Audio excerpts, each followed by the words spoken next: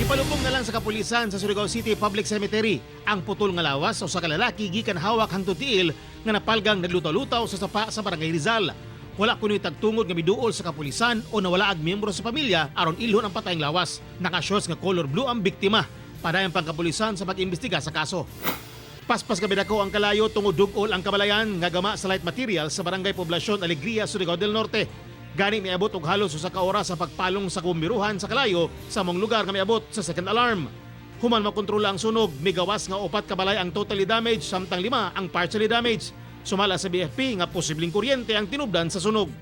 Samda na mag-asawang negosyante nga sila si Juvencio ug Isabel Guanzon, human gitulis ug ipamusil sa Purok Bagong Silang, Barangay Balangasan, Pagadian City, Domingo sa buntag.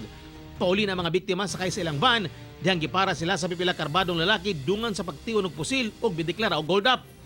Human makuha ang kapin kung kulang 30,000 pesos cash, gipamusil sa suspect ang mga biktima, kinsa luwas na ang kahimtang karon sa ospital. Padayon ang kapulisan sa pag-imbestiga sa kaso.